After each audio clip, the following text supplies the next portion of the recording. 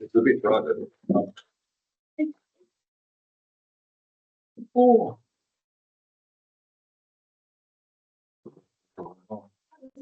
See my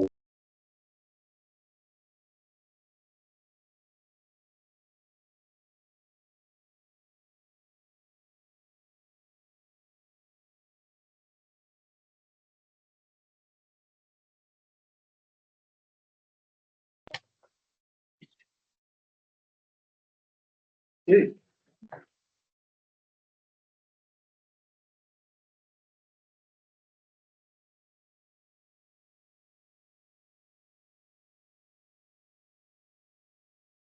But I'd like to welcome everyone to the May Council meeting of the West Wimmera Shire. Begin the meeting, if we could all please stand. David, if you could please read the opening prayer. The West Wimmera Shire Council acknowledges the traditional custodians of the land on which we meet and pays respect to their elders past, present and emerging. Let us pray.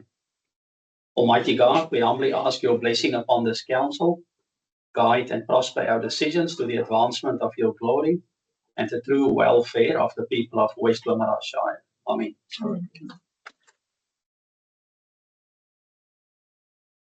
For 4.1 apologies. Do we have any apologies? 4.2 leave of absence. Do we have any leave of absence? No. 4.3, do we have any declarations of conflict of interest? Councillor Pretlow. Yes, 14.4 community hall applications, Banana Hall. Thank you. I will have one for 14.3 for the community strengthening grant applications, as well as 18.1 in the confidential report with the tender. If there are any further during the meeting, please raise them with me. I'll move to item 5, which is written questions on notice. Have we received any written questions on notice? Mr. Mayor, no questions in time to make the actual agenda, but we did receive one question still within our normal deadline. And if you're happy, I can ask Dalton to read the question. Yeah, so the question has been submitted on behalf of Kylie Smith from the Grope P12 College. The Grope P12 College and Grope Community Health Centre are situated on the Nattymuck Francis Road, Grope, east entry to the town. What measures are being taken to ensure the safety of staff, students and community members in relation to road safety, such as designated crossing and increased signage with flashing lights for 40 kilometres per hour? Yeah, thank you. Look, the council is fully supportive of any safety initiative that can be undertaken there. But we have to remember that this is a Vic Roads road. We can't just go and actually install signs as much as we'd like to, or undertake work there without Vic Roads approval and support. And it's something that we have been constantly advocating to Vic Roads for. Even within the last 2 weeks, we've had meetings with the regional director. We've had a number of follow-ups with him. We know that he's personally looking into this, and hopefully we can get to a resolution, especially with the flashing signs. And again, sometimes with the matter of safety, that is sometimes a police matter. So, and again, I encourage people, if they do see things that are dangerous, to report it to the police. And the reason I'm saying that is because Vic Roads looks at that data, and when they see something is coming up all the time in police reports, that's when you get action. So again, it's one thing to sort of say, well, it's dangerous, and we all know it's dangerous. No one is disagreeing with that. But sometimes people who make these decisions and officers in Melbourne need a bit of the data to support them. So we certainly encourage that. Look, there wouldn't be a single councillor who sits at this table who does not support further action in this part of the town. And again, it's something that we are advocating all the time, both to politicians, to the ministers, to everyone, and it comes up at every single meeting. Unfortunately, we don't have the power to make that change ourselves. And the other thing I would do is also encourage the local community to also get involved in being proactive and to write into ministers, write into Vic Roads, and to also, raise petitions in the town and let them see that the community is really, really concerned about this as well, because you'll have far more impact coming from the community than you actually will from the council. So we encourage that as well. Councillor Houlihan. the last 3 months, I've been to Goroke on 3 occasions at approximately 3 o'clock to 4 o'clock in the afternoon.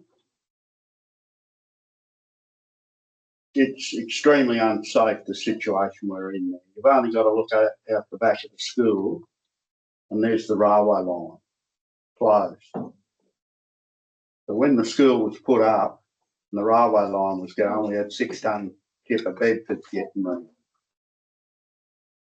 Regularly, you can sit there at the school, which is on the downhill slope, and there'll be 66 ton B doubles road trains going up and down that hill.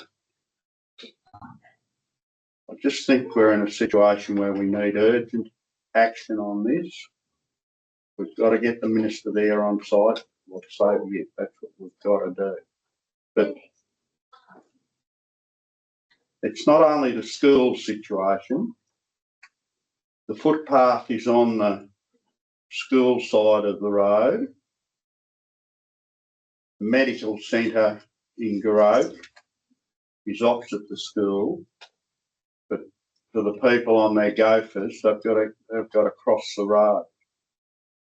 And I believe we're in a situation where we've got to go school and senior mature people of Goroke on their gophers crossing that road to get to their medical centre. I've been to the police in relation to the situation in the last 3 months, twice actually, but this stage, nobody seems to want to listen. It's a situation I'm going to assess that waiting for somebody to get hurt before they'll act. And to be spending some of the money they're spending in the government and not be able to just get in and fix something like that. This has been going on. I first spoke about it. We had a meeting at Goroke down in the new sports centre pavilion.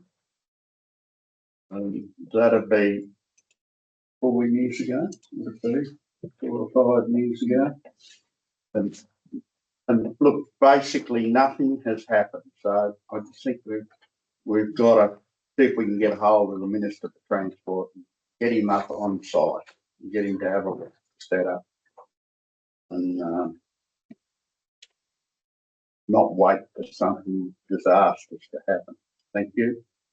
I don't disagree with you, Tom. I think I have raised it personally with the minister before, and well, the former minister, she's no longer the minister. The current minister, Gabrielle Williams, I'm sure we can raise it again. I'm happy to write a letter on behalf of council to raise it with her again. Councillor Hicks.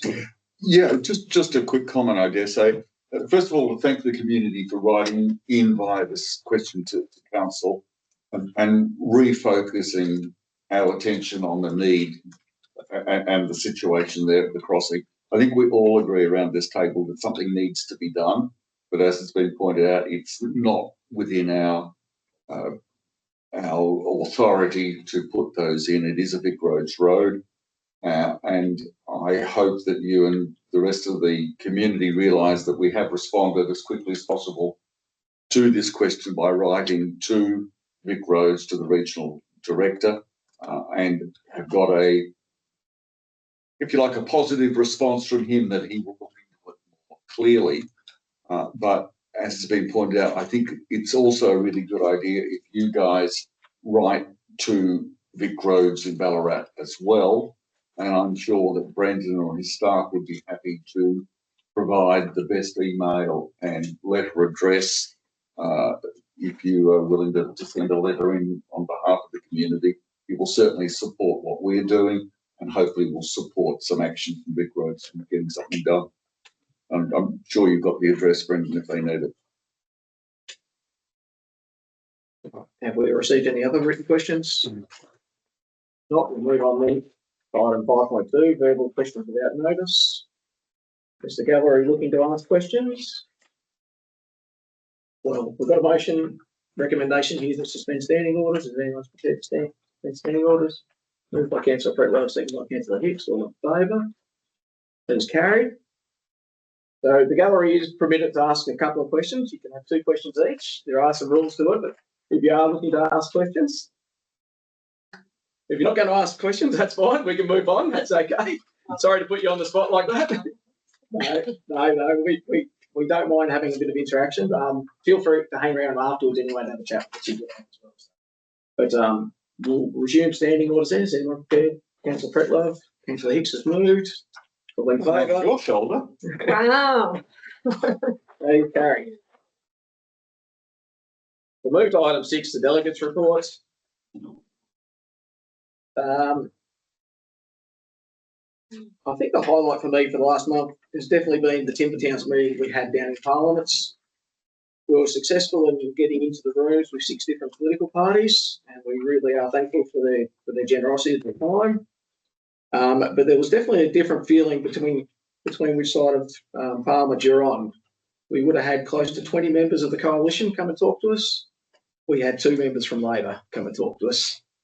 We had no members from the Greens come and talk to us. But they all listened. Those who did, they sat down, and it was quite productive little chat with them. We only went with 3 fairly simple needs. That was in terms of getting road funding and bringing back the Country Roads and Bridges program. And again, I just sort of goes to show how quickly time moves. There was a councillor who asked me afterwards, what's the Country Road and Bridges program? Because it's been scrapped for that long. They didn't even know about it. So the government's been able to hide their atrocious decision because over time people have forgotten about it. But it's high time they brought that program back. We discussed with them AI cameras for fire detecting in forests, which are being trialled at the moment in South Australia. So the South Australian government is actually extending them slightly across the border into the Green Triangle. So they're actually paying for our trial at the moment. So we thank them for that.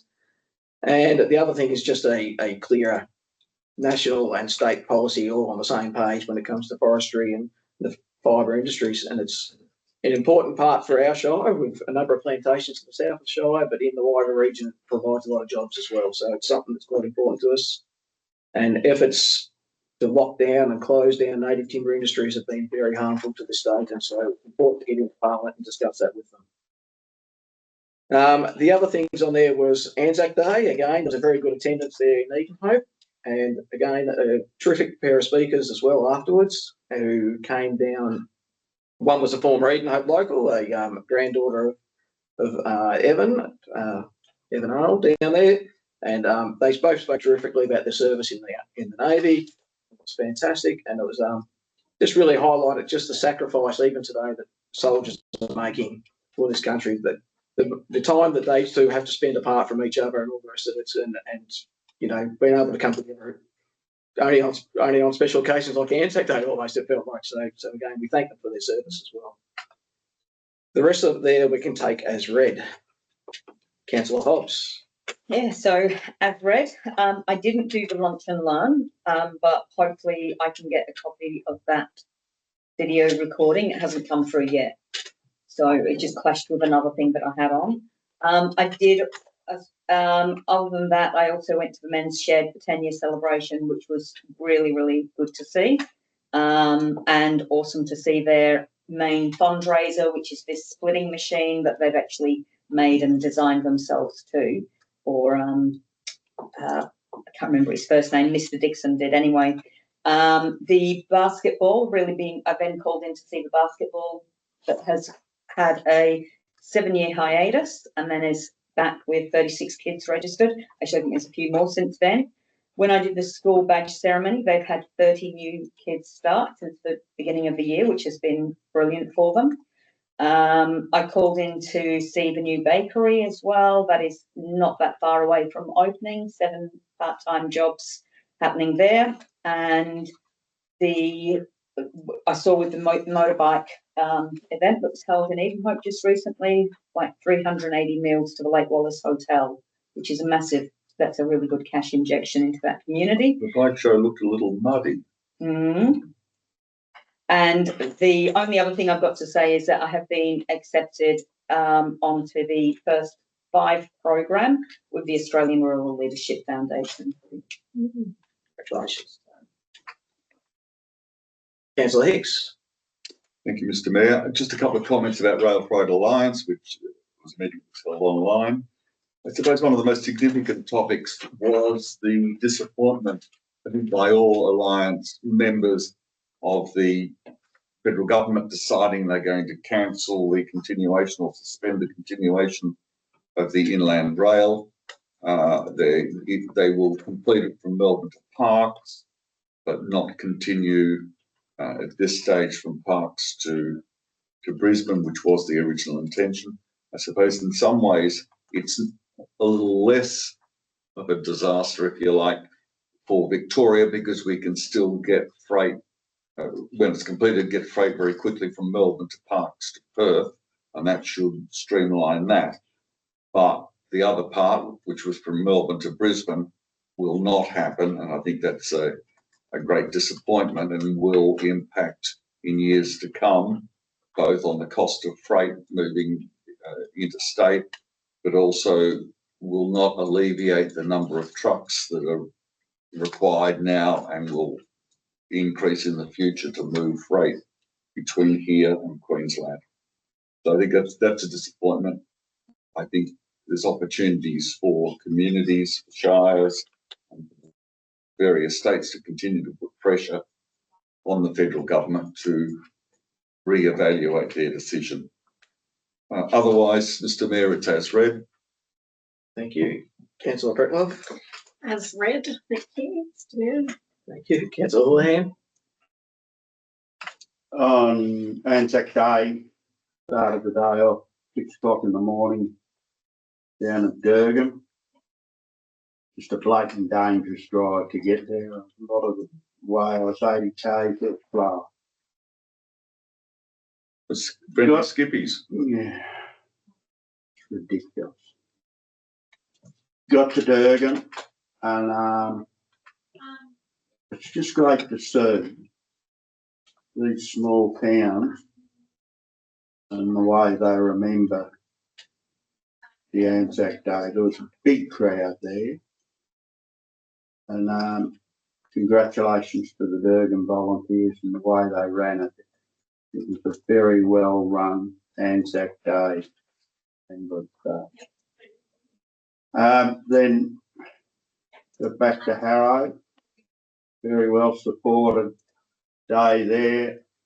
It was the weekend of the horse event they have there every year, and very fitting with the horse and one chap dressed in the old First World War army clothes. About 10 of them joined in the march on their horses. So that was very moving. And yeah, well done to the RSL for organising that. Yeah. Lunch and Learn. I went in and listened to that. Just quite good, but I was a bit disappointed they never involved outdoor staff in it. So, anyway, when the rest of you have a listen to it, see what you think. Perhaps I'm wrong too. Last Saturday, I presented the West Wimmera Shield between Apsley, Edenhope and Harrow Balmoral. Harrow Balmoral won the shield, but it was quite an interesting day on the netball court. Very interesting, actually. The shield is now full, so I'll get that and bring it in, and hopefully the Shire will replace the shield with a new one. Yeah. The same day was, same weekend, last weekend was the Edenhope bike meeting. I went and had a look at that. There's the 50 acres of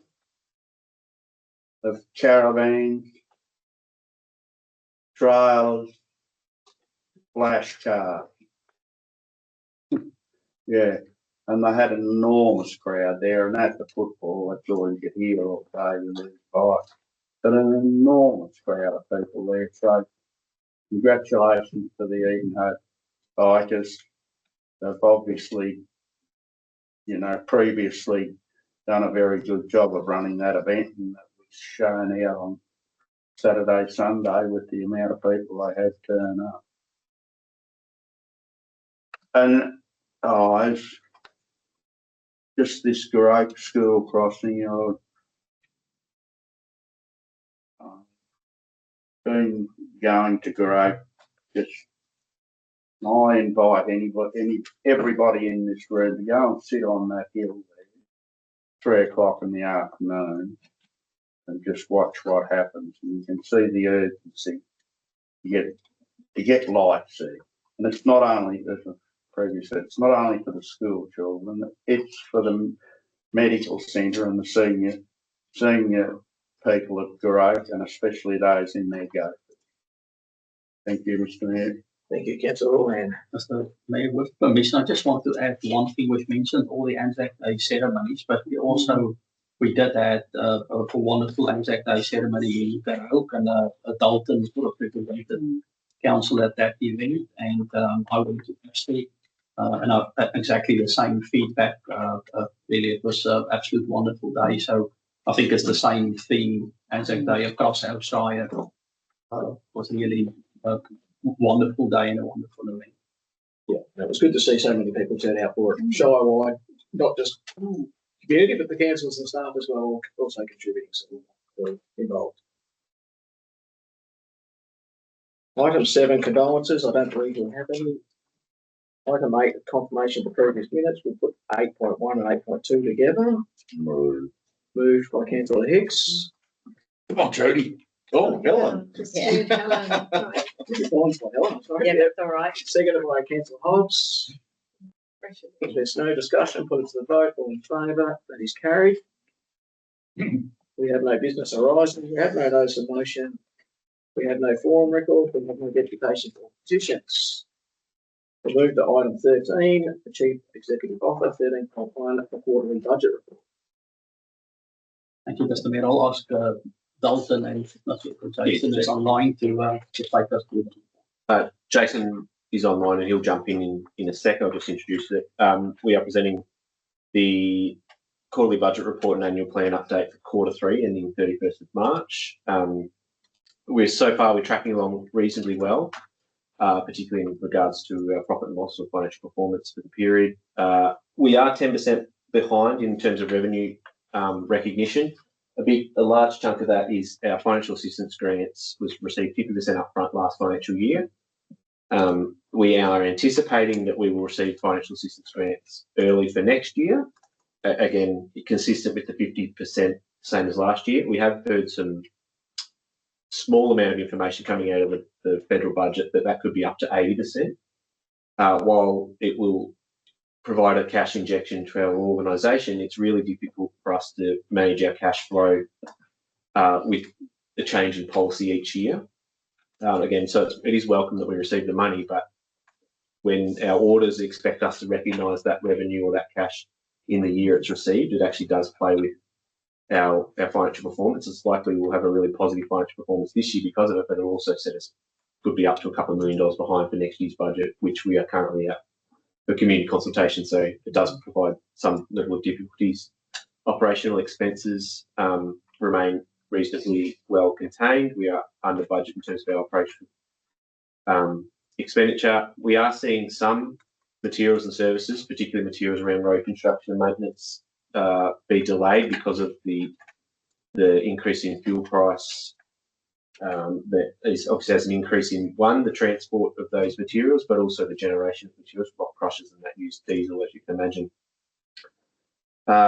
In terms of our balance sheet, we have a reasonably good cash position. We're continuing to maintain our trade and other receivables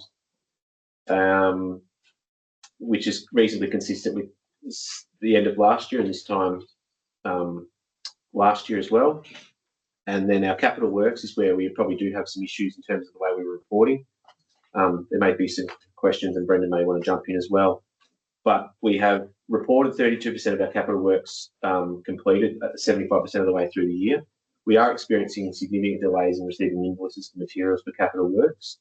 On top of that, our plant and staff hours recognised against capital is also being delayed. We're doing significant work to report this accurately, but we are seeing behind. In terms of the actual work produced, it is closer to that 75%. We have nearly completed our road maintenance program, our gravel road maintenance program, and we are commencing rock shoulder retreating program.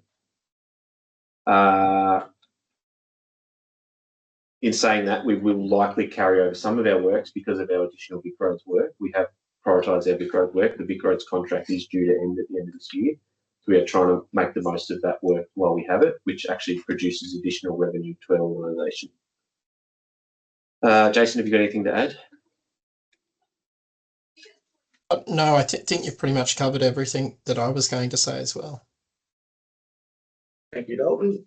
Does anyone have any questions? If we don't receive any of the federal money, government money, in June, is that going to upset our cash flow at all, or how is that? Because that would mean we really haven't received. We've only received much, 50% of yeah, our total budget yeah. financial assistance. Yes, it would, absolutely would. And like I said, it's been really difficult to manage. Yeah. There was a period of time where we received quite a lot early, didn't receive any in just about a whole financial year because Yes. that early payment didn't come through. And it really made it difficult to forecast cash. It made it difficult to manage our financial performance. It does, albeit sometimes a delay in just 1 month can have a significant impact on that 12-month period. So if you cross a financial year, it will mean up to a $4 million difference in your financial performance figures. So it has a significant bearing on the performance of your council, financial performance of your council for a financial year. And in saying that, you know, I know that 2 years ago that we had to apply for our loan. Yes. 12 months, 2 years.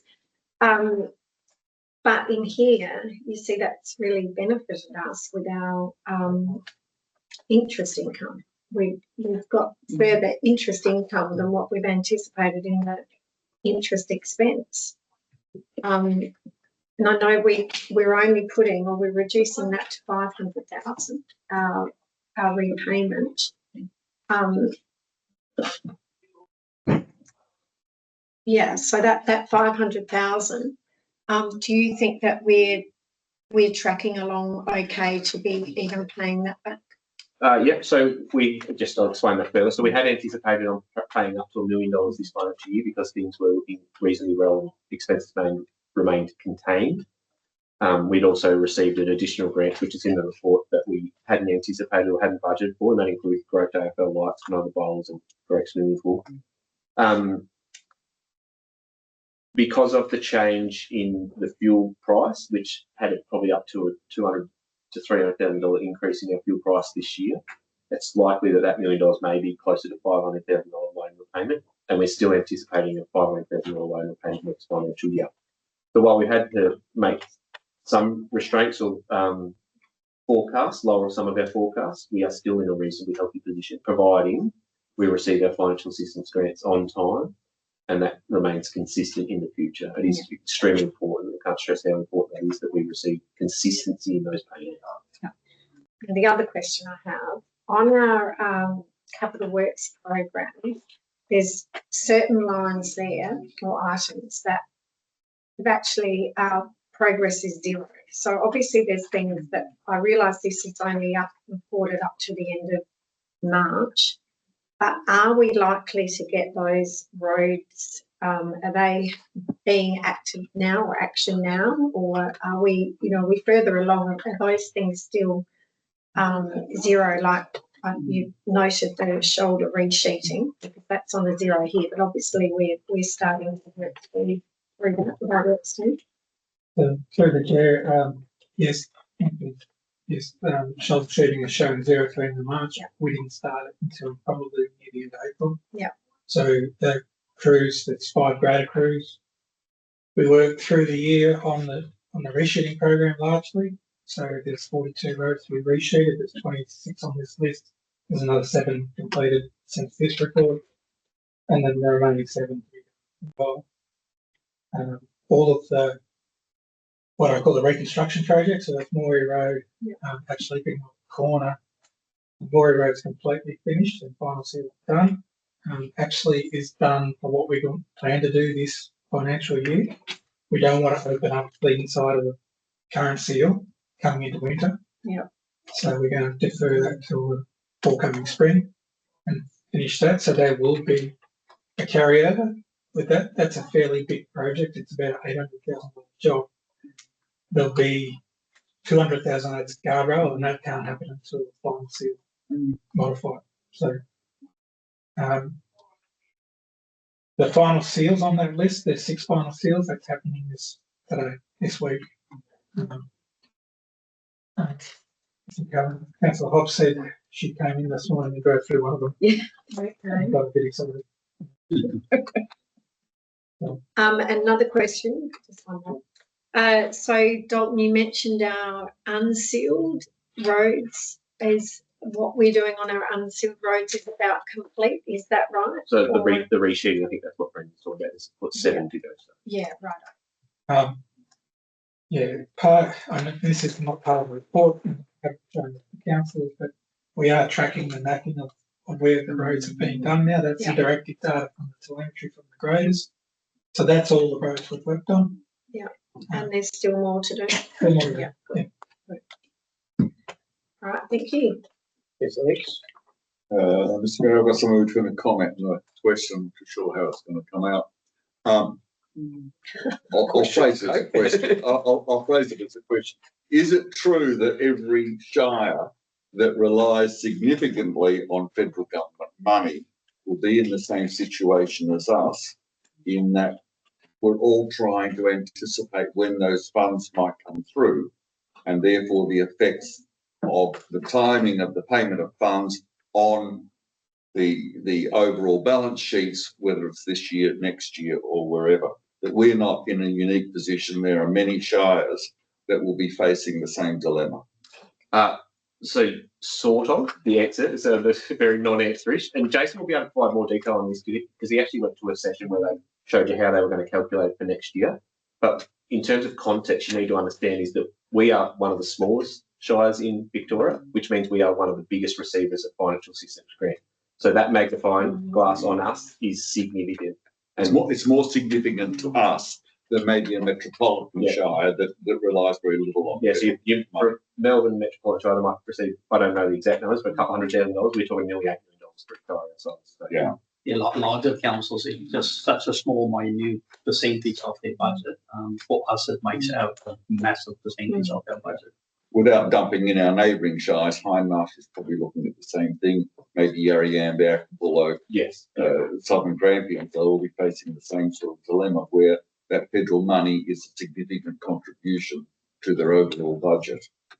And the timing of it is always problematic because we're not given advance notice to enable you guys to take that injection of funds into account at the correct time. Absolutely. And the problem is we have to be so on the mark with our budgeting. Like as you know, we have a requirement to have our budget set by 30 June, which means the lead up to that is we're developing that back in December. We start developing that. We are at that point 5 months away from even having an inkling when we're likely to receive it, so we can actually put that into our budget. Our budget is basically done. It's been out for community consultation. It's received community consultation. We are likely to bring it to the next council meeting for endorsement. We only now receive some inkling of information and no concrete information when we're going to receive it, how we're going to structure that in the budget. So extremely difficult. Would it be worth Well done to you guys for keeping up with the budget and the headaches that go with trying to develop these numbers. I see we have a recommendation, but would it be a suggestion that perhaps we could also write to the Commonwealth Minister for Local Government seeking further assurances on funding going forward? I can't move a motion, so I'm only suggesting. Have we got it drafted? No. I'm happy to move the motion with the suggestions that I haven't heard from someone over here who's not allowed to make a motion. I just can't move it.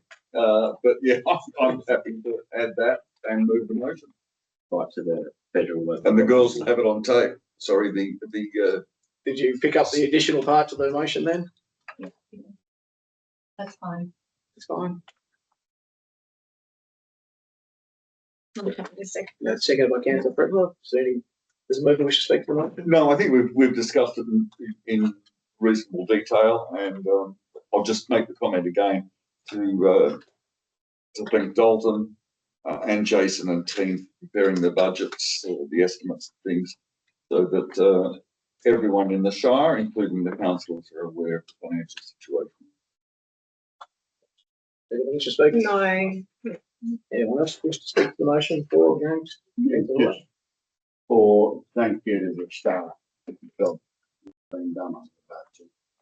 It's horrible time that we're trying to put budgets out at the moment. Pressure that we're put under by the availability of money being made to us by the state and federal government. Thank you. Anyone else wish to speak to it? No, I think it's been said. Mover wish to sum up. No, thank you very much. Put it to the vote then, all in favour? It's carried.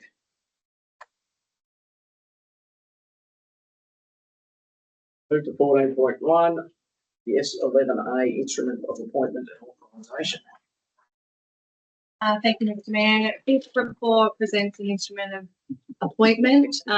Council adopted this in May last year, but we've just reappointed a planning coordinator. So the instrument has been updated and is presented to council for adoption.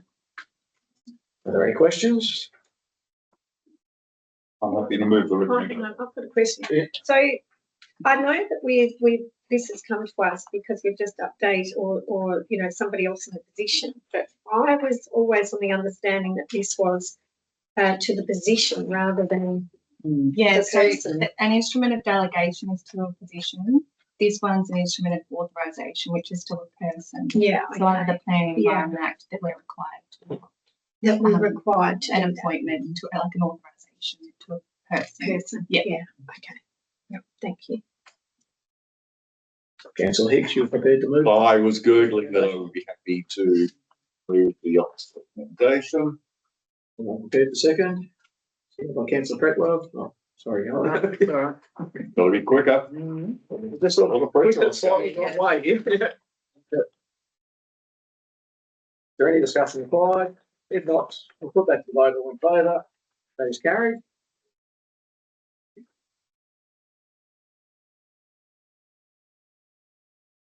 .2, the Business Assistant Grant Guidelines. Yeah, Yeah, I've got a piece of work here. Who wants to hand first?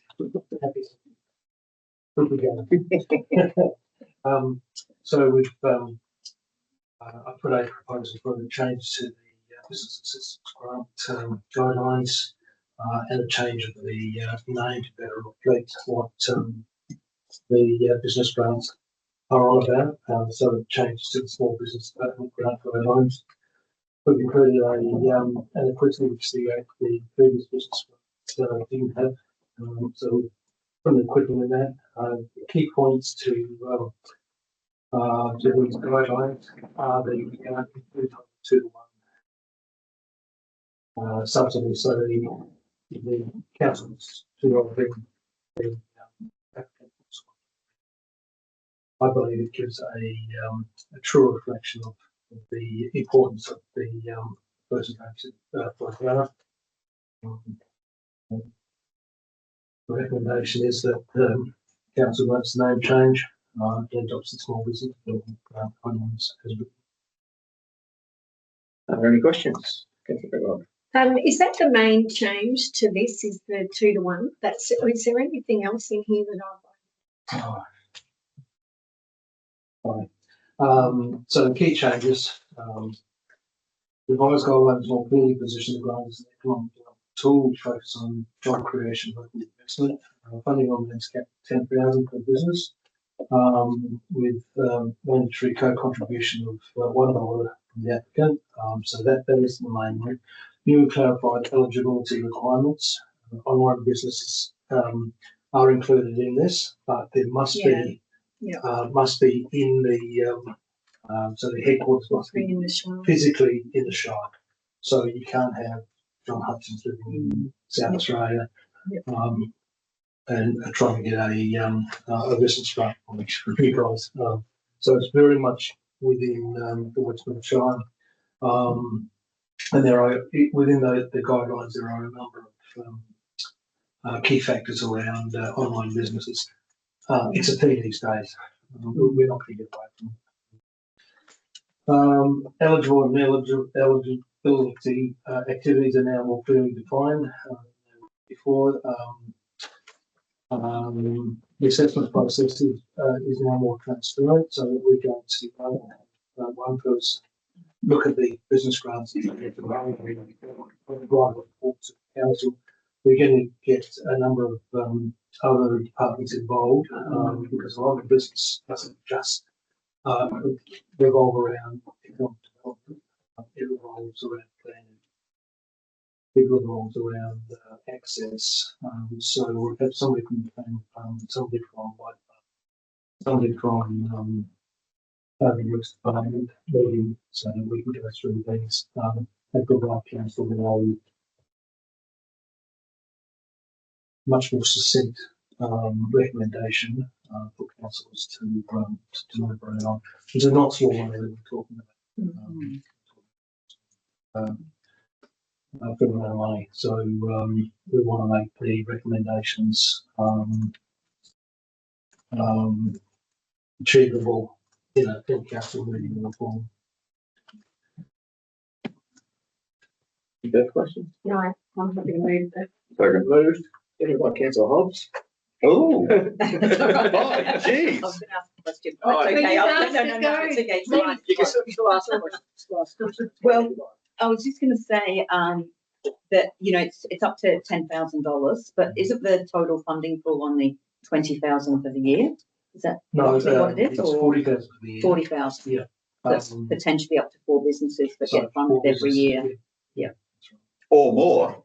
Because Or they more. don't, you don't have to Yeah, apply for correct. 10. That's right. Yeah. They might, they might decide that 2 or 2.5 is enough to keep them on. So are you seconding, or you just I'm got seconding. a shoulder itch? Motion's been moved. Second. Does the mover wish to speak? Yes, I do. Thank you, John, for going through that. I get amazed that we continually update and improve these policies and things, that we must overlook things along the way. But I believe I really like the change of the dollar for $2. Basically, I think that any business that we support has to be able to support itself, and we need to know that it's long term, not just could be just a startup or maybe isn't doing quite so well. I think proving that their viability by putting money in as well is a really good thing. And I totally agree with that. I know we have more online businesses today, but I believe it's really got to benefit West Wimmera to really have either the shopfront or just have some benefit within the local communities. So, no, I'm happy to support this. Thank you. Second wish to speak? No, I think it's probably long overdue. I'm just surprised that we didn't have an acquittal in place for this. So that's a good move, and definitely 2 for 1 it's what it always should be. But it's a great opportunity, and it's good to see what's our council supporting small business like this. Anyone else? Councillor Hicks? Yeah, I'm surprised with the online businesses now have to be in West Wimmera Shire. I seem to have a lot of friends in Nigeria who'll be really disappointed about that clause. I'm happy to fly to Nigeria and talk to my birthday if you like. Well, they really want to come here. Well, else wish to speak for or against the motion? Does Moving wish to sum up? No. Put it to the vote then, all in favour, that is carried. Move to 14.3, community strengthening grant applications. Now, I have indicated a conflict with the Canova Group of Fire Brigades CFA application, so we'll break that one out. I'll leave the room, and deal with that one first, and come back and deal with the rest of it.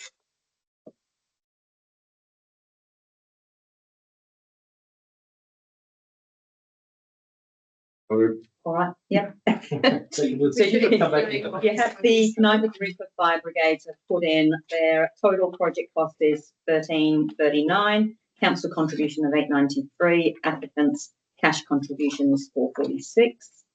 Is there anything else you? No, hang on, that's not the right one. No. I don't think. Is that the right? Yeah, Yeah, that's the one. Yeah. Second one. So the one that No, no, no, group. Canova Country Club is the actual brigade. Yeah. So there's two. There's the Canova Brigade and the group. Oh, right. No, you're right. Sorry. That totally is the 1300. Yes. Yeah. So the Canova Group put in the application for the English Bridge. They meet the criteria. They meet the 30%. They need to there's a cash contribution to this one. Having been a long-serving member of a fire brigade, bridges are put in, and if you're out on a fire brigade, sorry. I'm happy to move. Yeah, seconder. Jody? Just some comments. I think it's really pretty poor that we as a council have to support the CFA, who are supposed to be funded by our taxpayer revenue on behalf of the state and the federal communities. Nevertheless, it seems that we're asked more and more to contribute and support community activities, and I'm very happy that we have sufficient funds to support the group. I think it's important to realise that having an appropriate fridge is really an OH&S issue. It's not that so that the beers might be cold, but it's in terms of when our firefighting volunteers are out away from base, that any food, any refreshments, anything like that they may require whilst they're fighting fires are kept in a hygienic and appropriately cool condition, so that they don't all die of food poisoning because they've got salmonella from lousy sandwiches. But these sorts of fridges and chainsaws that we'll be talking about later on, they really should be part of the basic kit of a firefighting tanker or a firefighting piece of equipment, but they're not. And I think it's pleasing that the Shire has these grant monies available so that we can show appropriate support to our communities and to our volunteers. Does the seconder wish to speak? Only that I support this. I know you've mentioned, Richard, about the previous or the already government funded areas, but we have supported brigades regularly and happy to do so. Yeah, and really we haven't exhausted our funding in this area, so I think it's no brainer to not to. We need to support them, so happy with that. Thank you. Yes. I just like to remind us this meeting is being publicly over the Councillor Hicks was joking when he said beers in the operating fridge of the CFA. It was a joke. And he had water and a absolutely an energy drink. Yes, right. Thank you. Tom, did you wish to speak? Yeah. So all those in favour? Yeah, it's carried. Big sign on the top. When we're going into having a cold drink out, But really, it should be basic, yeah. That's what the outcome was. Oh, yes, it was, It's correct. 100%, yeah. We'll deal with the next four single motion, but if you'd like to discuss what they are. Yeah, so the first one is the Harriman Phoenix Institute, $75,000 for Sandy, and flood coat finishing of the Harriman Phoenix Institute. They have quite a few of criteria, including the 30% of cash contribution. In fact, it's plus 30%. Durham and District Soldiers Memorial Hall, $5,000 for the repair. Repair work stormwater drainage problem. Again, unfortunately, 30% criteria, the criteria of the Ashley Golf Club for $3,216. General repairs to their clubhouse. Again, they meet the criteria, and also that the Canoga Country Fire Authority Brigade for $1,082 for the purchase of a chainsaw, and very, very happy to also say this safety equipment to go with that chainsaw. Any questions? I'm happy to move those four recommendations. Second by Councillor Houlihan. Does Luke wish to speak? Just briefly, again, I think it's really great that the council's in a position to be able to support associations, local groups and volunteer groups.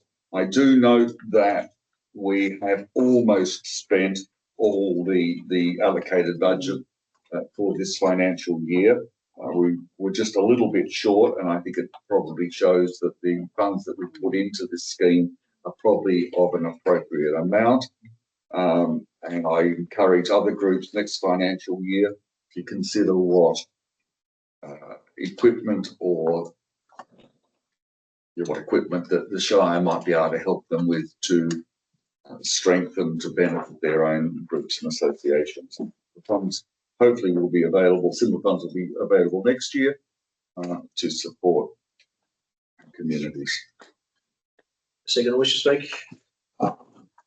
It's good to see 5 volunteer groups being rewarded for their effort.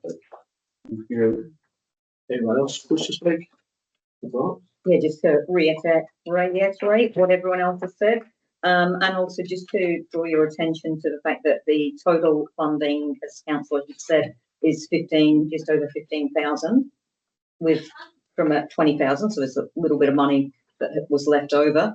But the total project cost was 28,000. So that's nearly double. So it is exceptional value for money that this provides the entire community with. Anyone else wish to speak? If not, I'll just make one little quick comment that it is Volunteers Week, and so it is good to be able to support our volunteers in Volunteers Week. You might have said that in the previous part of the meeting, but I thought I'd just mention it as well. And some of these groups have been for a long time looking for just that little bit of help to fix some of these things. I know at Durham, for a long time, they've talked about getting just that little bit of help to sort of tidy up the hall a bit. And so it's good that, you know, we're able to help them, they're able to help themselves and get some of these things done together. So that's really good for everyone. Does the mover wish to sum up? No, thank you very much, Mr. Mayor. That was the mover, was it? Yeah. Put it to the vote then, all in favour? That is carried. Councillor Bracknell, you've indicated a conflict on this next one. So 14.4, the non-council owned community hall grants. So we have two applications, one from Benaya Hall and one from Bill Scully Welfare Group and Reserve Hall Committee. Benaya Hall has sought $634, and Bill Scully has sought $794.60, both times under the 800 that we have put as a maximum that council will contribute. So the recommendation is that council approves the application for investment of non-council owned hall facilities insurance for these very deserving groups. Any questions? Anyone prepared to move on? Yep. quick question, just for the clarity of the meeting. All the halls were actually contacted and emailed if they Well, wanted no, to. we don't, we reply. don't do that. We, when Yeah, their insurance comes up, they just contact us. So right. we don't actually have a closing period for this. Mhm. It is ongoing all year Ongoing, round yeah. because of their, we try for 1 year, I think, and then we changed the guidelines. Where we had everything sort of finishing in July, for argument's sake, or June for the next financial year. And we had halls that were waiting 3 months or 4 months because they'd already paid or were trying to stretch out as much as they could. So, but sorry, Councillor Beach, for your time, we changed that to have it open all year round. So when they're coming in, and all the halls, we speak to them. We speak to people on the halls pretty regularly, and they just let us know when it's due, and they fill out the application form, and a little bit there. I think the whole committees aren't generally reminded quite regularly that these grants are available. Yes, for sure. Yeah. Councillor Hicks. John, maybe you'd like to remind council and the community how many halls we actually support via this program. I think it's about 8 or 9, isn't it? I'd love to, but you put me on the spot. I think it's 8 or 9. It is enough of the halls. Now, council, I will say, council's on a insurance on halls that we don't have anything to do with, but we offer both public liability and we offer contents. Most halls can't afford contents insurance, just extravagant. But their public liability is very important. So if anybody gets hurt or there's an injury occur or an accident, then at least they're covered with their public liability. People entering their home, and that's the main one. We have had contents before, but it's mainly so it does cover a lot of well, covers all of our council. It was actually a very good initiative by councillors to put this one up because we cover our halls and the halls that we own, and it's a very nice gesture of councillors to improve on. Alex, Just to follow on from what John said, not only is these grants supporting these halls and these hall committees, they're also supporting the public who might use the facilities in terms of the public liability. So it's a win-win both for the hall and hall committee and for the public. And I think, as you said, it's a really good initiative on the part of council. Seems like you're speaking for the motion. Are you prepared to move the motion? Oh, I am, yes. Moved. Anyway, Councillor Hobbs, a second. Oh, yeah. Councillor Hobbs, I think. Does the mover wish to speak? No, thank you very much. The second wish to speak? No, I just think, just to reiterate it, but the halls in general are very valuable, particularly like 18th birthday parties always really the big grey area. So that's good. We support it. Anyone else? Their halls are very valuable, but they're extremely hard to run. It's a financial business going. And I'll just contribute, and I know Councillor Hicks and John have both discussed it as well, but just by allowing these halls to have their public liability insurance, it gives everyone peace of mind. And I know I say it every time we give these, but it's just so important for volunteers to have that peace of mind and to make sure the halls can get used and everyone can be safe is such an important thing for our community. And I think that's a good thing that we do as a council to support that. Mr. Mover, wish to sum up? No, thank you very much. Put it to the vote then. All in favour? That is carried. Go on, Tom, you've got younger legs. Thank you, John. Skinnier legs, anyhow. No legs. Chicken legs like me. All right, we'll move to 14.5 for change of management policy. Oh, sorry. Go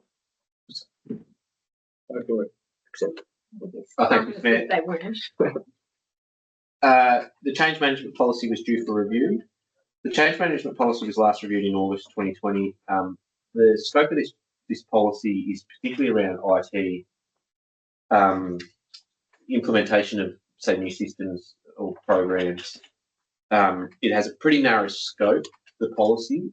We do, in the time since the August 2020 review, we have rolled out a project management framework. The project management framework also falls within our quality management system framework, which means it's constantly updated, it's controlled, it's tested. Based on that, we are recommending that the council revokes the change management policy, given the limited scope, the fact that we have the existence of the project management framework and that it does form part of our quality management system.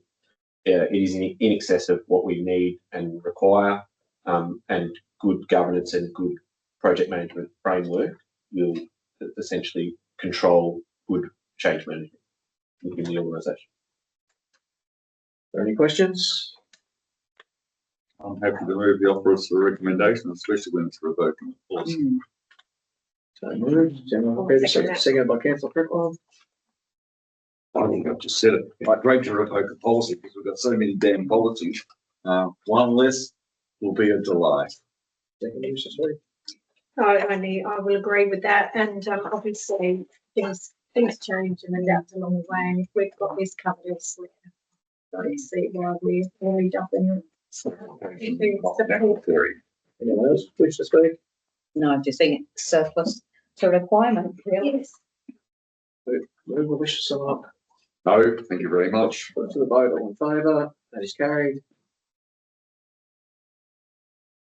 Move to 14.6, the borrowings policy. Jason, you there? Yeah. Here it is. Did you want to introduce the I policy? can do that with the house slabs. Yep, sure. So it's the 3-year review of the borrowings policy. It just provides guidance on on when to borrow and how to borrow, mainly for long-term intergenerational assets. There's only been some minor formatting changes and removal of a line that doubles up in the policy. Happy to take any questions, other questions regarding the policy. Any questions? If not, is everyone prepared to move the recommendation? Moved by Councillor Hicks, seconded by Councillor Hobbs. Any discussion required? No, thank you very much. We'll put it to the vote, all in favour, that is carried. We'll move to 14.7, the pricing policy. I think it's a bit unfair, you know, we get rid of one policy and we get dumped with about a dozen new ones. I think it's a bit unfair. Well, these are existing, these are renewals. The pricing policy, again, it's a review of an existing policy. The pricing policy just provides guidance on how and when we should charge fees and whether they should be full cost recovery or partial cost recovery, where we do subsidise some services to the community. There's been no major changes to the pricing policy other than some minor formatting changes. I'm happy to take any questions. Are there any questions? Moved by Councillor Hicks. Moved by Councillor Hobbs. Any discussion required? Not from me. Put it to the vote then, all in favour, that is carried.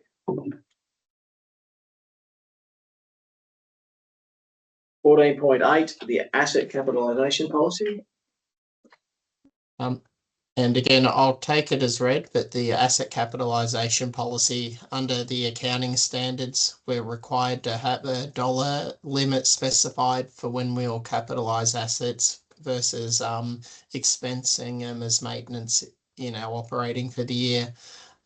There was a change for plant and equipment and furniture and fittings, where we're recommending it goes from $1,000 to $3,000 per asset. Just for some of the minor assets, we would prefer to write off in the year they're purchased rather than depreciating them over the next 2 or 3 years. Happy to take any questions on the asset capitalisation policy. Might be just worth noting that the previous 2 policies and this one particularly have all been through the audit committee as well and have been accepted. Are there any questions? Right. I'll play your shoulder, Jody. Moved by councillor Hicks, second by councillor Treadwell. Any discussion required? Not put it to the vote, all in favour? That is carried. Thanks, Jason. Thank you, Jason.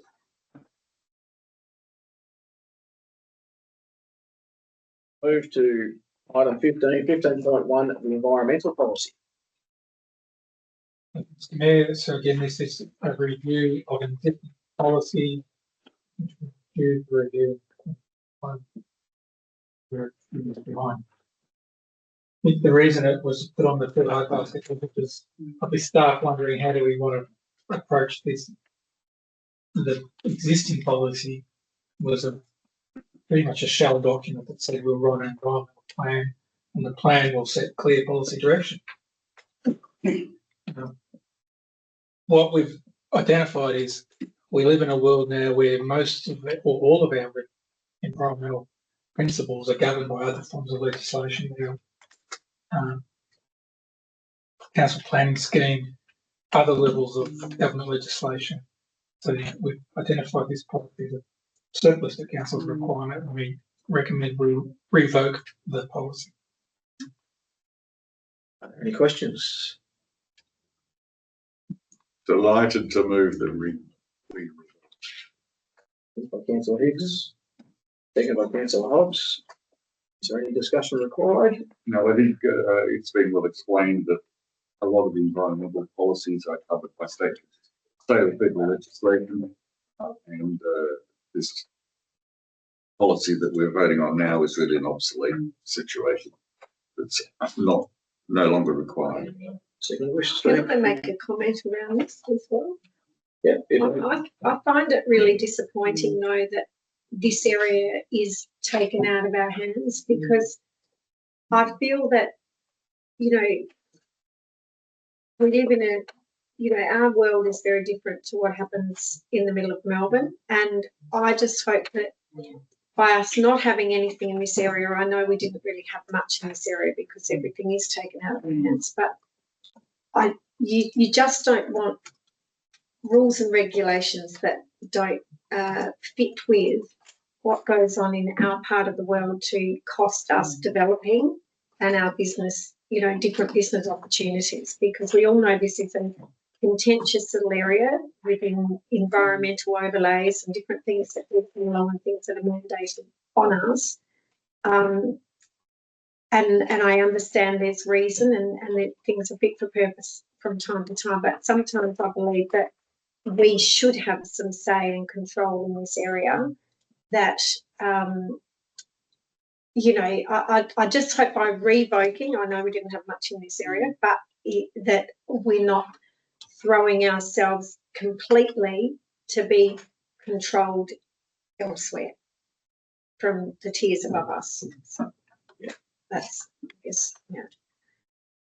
Well, if anyone else wishes to speak? No, well, I totally agree with your sentiments, Jody, but unfortunately we are controlled by the tiers above us. We have no room to override any other government directive, policy, legislation, anything. We have to follow that. We can't go against it. So it's unfortunate, but that's our place in the world. Does the mover wish to sum up? No, thank you very much. Put it to the vote then, all in favour. That is carried.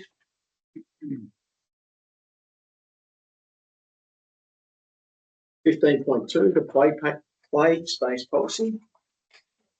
Thanks, Mr. Mayor. We've got Manager of Infrastructure Engineering, Chamo, is available online.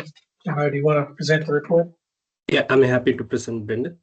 Mr. Mayor, the council last adopted the play space policy in 2022 and is now due for review. The policy ensures that the provision of play spaces meets current standards for people of all ages and abilities.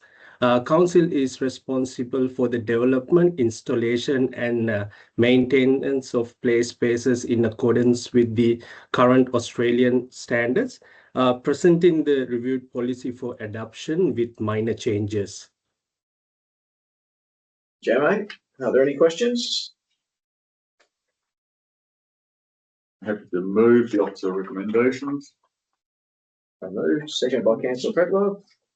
Anyone wish to speak? No, not really. But all I can say though, you know, we're doing all of these policies. But something like this, really, I don't believe there's too much change at all. It's just a, you know, just a practice. It's what we have to do.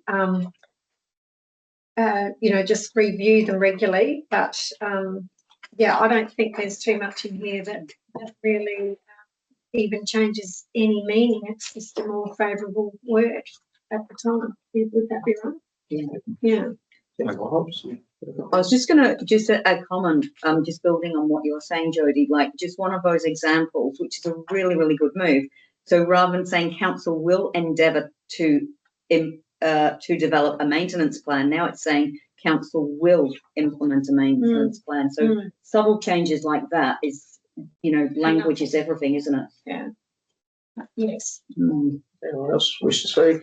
Anyone wish to sum up? Yeah, just to follow on from what Councillor Bretler has said, we seem to be constantly going through these policies, but it's a requirement of council that policies are regularly revisited and reassessed. And yes, you're right, in many of these cases, there's very little policy change, but it's a requirement of council to review and to re-endorse to keep the wheels of bureaucracy turning endlessly, grinding away.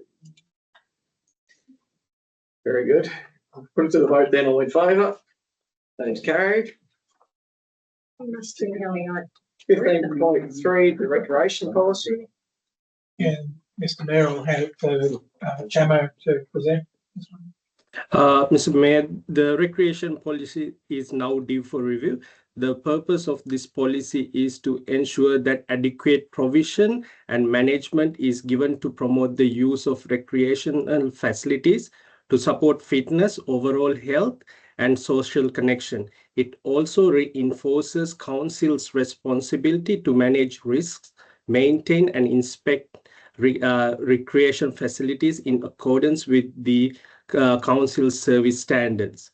The recommendation is to adopt the reviewed recreation policy with minor changes. Thank you, Jamo. Any questions?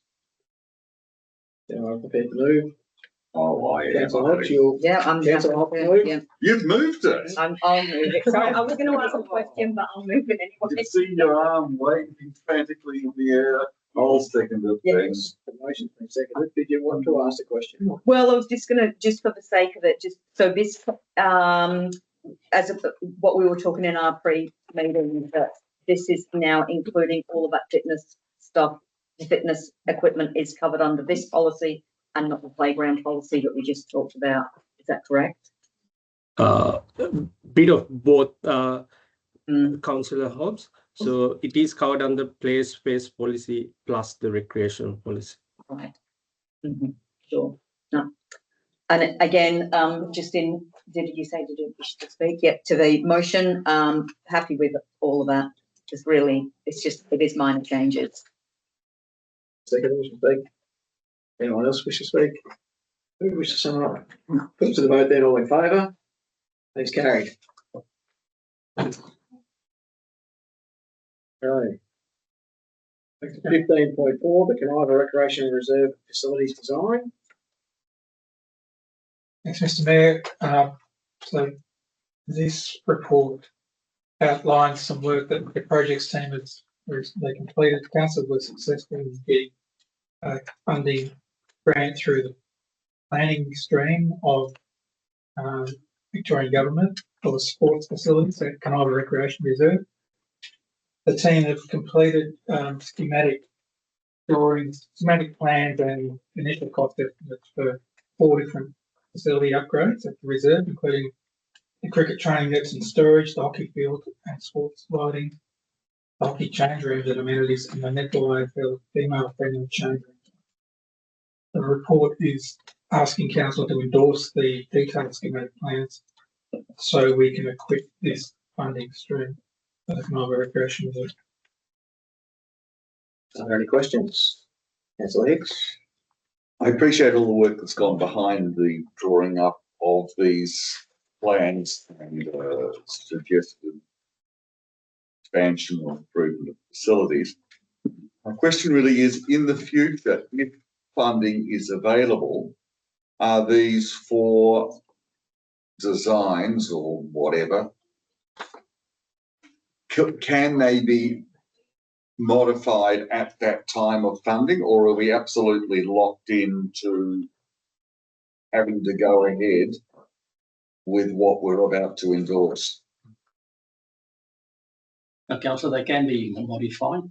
Obviously, we've already consulted with the community also on these ones. So if we in the future want to make changes, then there will be further consultation that will take place. But if there's so it's possible to change it, but it's also handy to have these designs ready and available, so that if there is funding opportunities coming up, then you can speak to the community. Obviously, there's certain contributions required, and you have to double check that it's possible to make those co-contributions. Otherwise, you can't apply for it.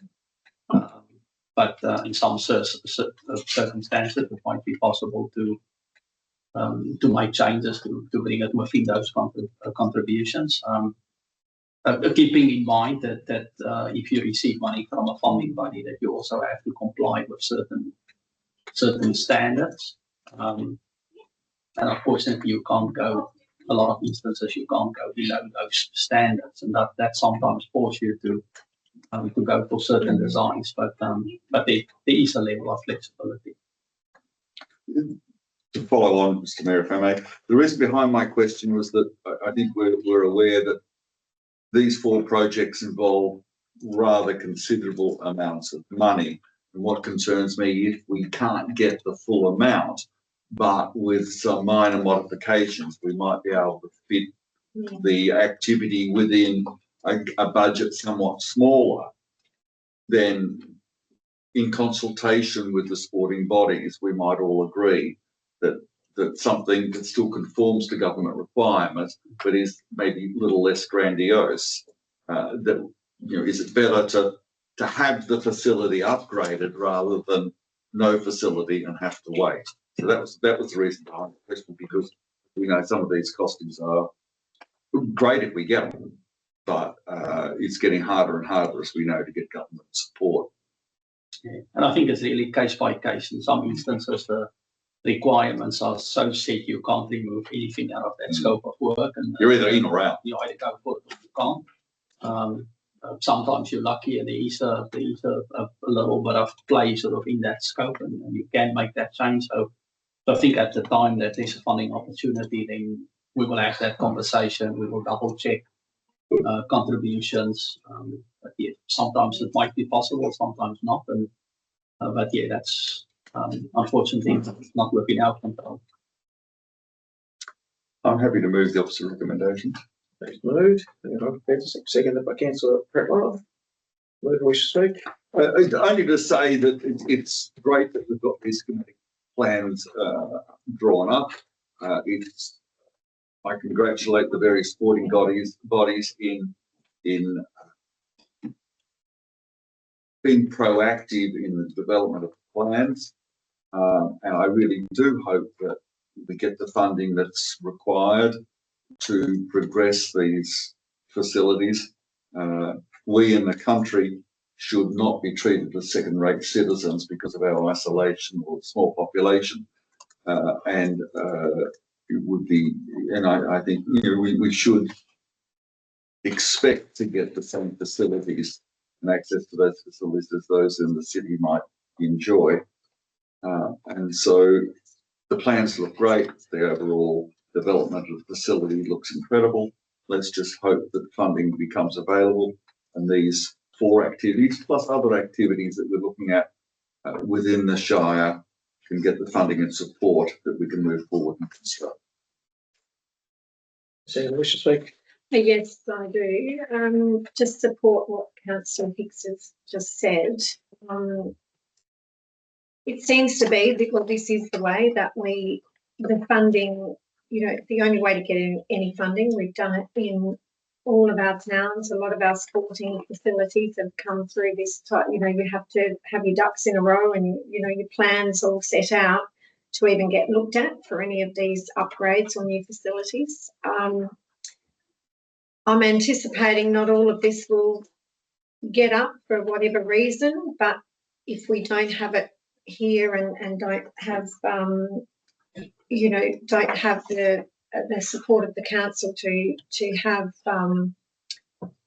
these plans in place and sitting in the background for funding opportunities, we don't get anything. So I would rather see it in West Wimmera than anywhere else, and let's hope that we do get some of these up. And I guess too, it will then depend on the community, because everything, today we do expect, if there is extra above what the funding body is giving out, we do expect community contributions. So I just hope we don't put any communities, any community groups in financial difficulty by all of this, but this does come back to the table when these applications or these opportunities arise. So I guess we just need to have it sitting in the background. So I do support this. Thank you. Yeah, I just wish to speak. Yeah, I'd like to speak against the motion. There's just some of the pricing that's been quoted on the methods and systems they're using. I've been heavily involved in sports club administration, building, participant. I think, for instance, the cricket training nets, the local cricket club was to go that way. All you're doing is tying a noose around the neck of the hardest working involved. Thank you. Yeah, I just wish to speak. Councillor Hobbs. Yeah, I suppose just, building on what everyone is saying, the first thing I might want to say with this is that I talk to a lot of people, and, Kniva it is a sporting town. Every single person has said the same thing. They're very happy with that whole consultation process, and they're all extremely happy with the plans. They love them, and that's the but. They're all asking that same question: is the financial sustainability of their club in being able to raise the co-contribution that would be needed for those plans to go ahead? And I know you've got to have plans, but the main question that I've been asked is, can those plans be scaled back? And I guess the thing is, they've got to be compliant. That's what I, understand. And I did do some other research on it, because I did find that, because obviously, clearly, we're not the only town that is facing these issues of dealing with compliance, but Rural Councils Victoria did do a whole piece of research on the financial viability of many clubs going forwards and able to meet that. And I just hope that we can find some sort of pathway forward to help, these clubs get what they want. I'll just say as well, we're not actually saying this is what we're going to go out and do. We're just getting design work done, letting people know if this is what you want, this is what it's going to cost, this is what it's going to go, and it's all part of that whole master plan for the representative. If that's what you really want, well, this is where it will fit into the piece of the puzzle. And so we're not making mistakes when we do future works up there. We don't just go and ad hoc build something in the wrong place and then 5 years later go, geez, I wish we built that over there.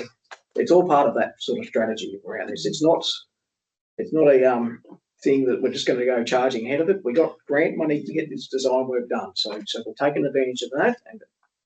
And again, but you just never know. Money does fall out of the sky. I know Gorope was a great beneficiary. They got a 10-to-1 grant to build the community sports centre there, the hub there. And that's unheard of, getting those sorts of grants. We'd love to get 10-to-1 grants. So when you get a 10-to-1 grant, you've only got to find 10% of the money. It doesn't come along very often, but it does happen. And if you don't have the plans and if you're not prepared, you don't get it. So again, I think we've just got to endorse these plans. They might sit on the shelf for a long time. It might be that they are broken down, that they are staged, that they are just, we pull out little components as we can afford them, or as there's grant opportunities. But again, we've got a lot of plans across the entire Shire on the shelf at the moment. We've been doing studies on all our swimming pools. We've got other rec reserves. We've got heaps of designs and they're all there waiting to go. This is why we've been so successful in getting grants. So I think we need to endorse these and get prepared for the future and see what happens. Does the mover wish to sum up? No, thank you, Mr. Mayor. It's all been said, and I think these sorts of opportunities would be incredible if they came through. Like you said, we need to have the plans available for when the grant money sticks its head up. Put it to the vote then. All in favour? All against? That is carried.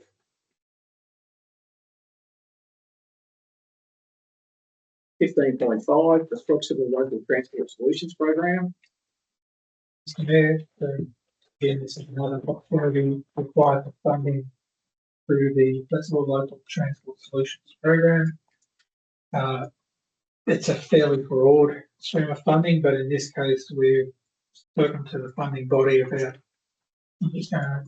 leveraging existing money we've got in the draft budget towards footpath to deliver 2 other footpath priority projects for West Wimmera, and those 2 others are in Garogue and Caniva. The existing funding we had is already committed for Edenhope.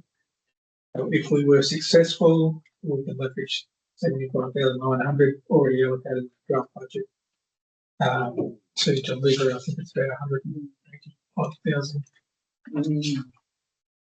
Yeah, 181,000 of footpaths. Recommendations there to endorse the submission of this application. Councillor Brett.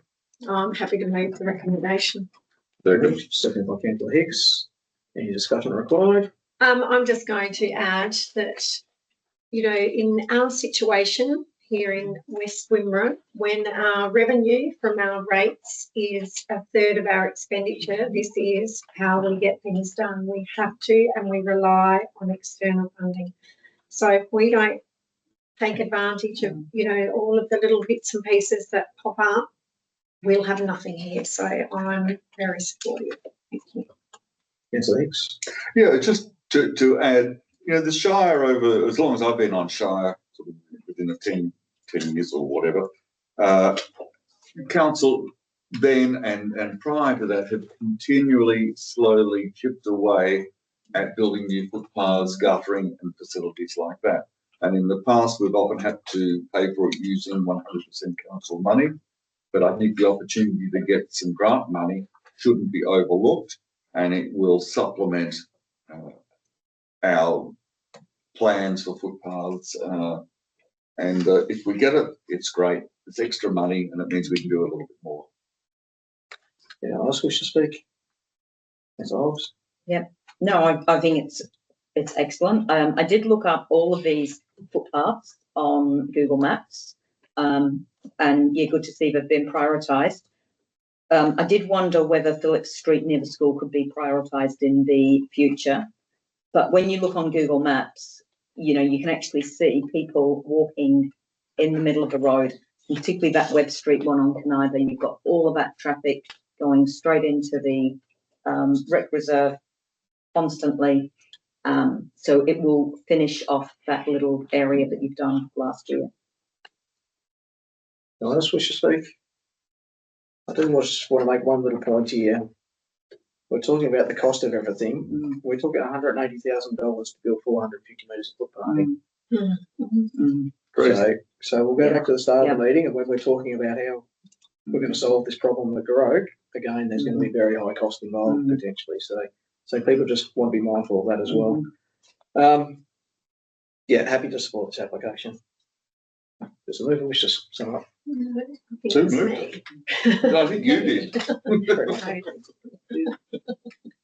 Put it to the vote then. All in favour? That is carried.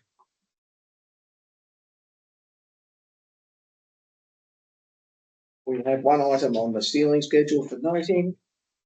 Is there any later items of business? If not, we'll move to confidential.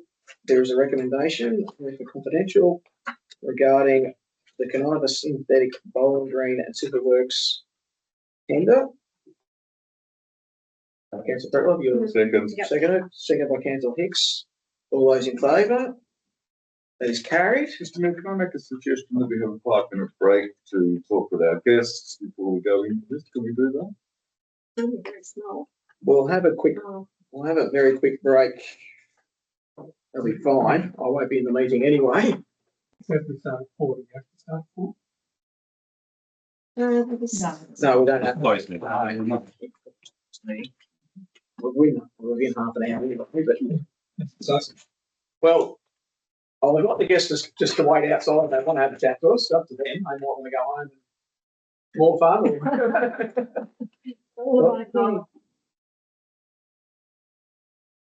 Yeah. Because we're moving into confidential, we'll just have to get down here. Stronger, unfortunately, between the years.